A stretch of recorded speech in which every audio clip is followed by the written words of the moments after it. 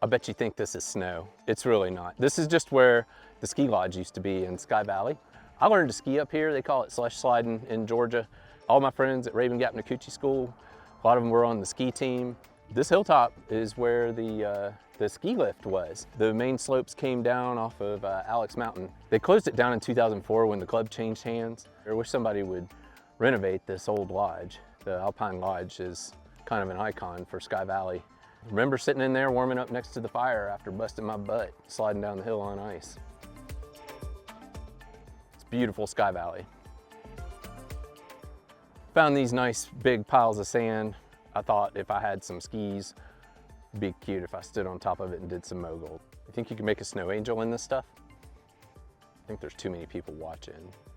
You know I want to do it. Tell me in the comments, should I do a snow angel or not?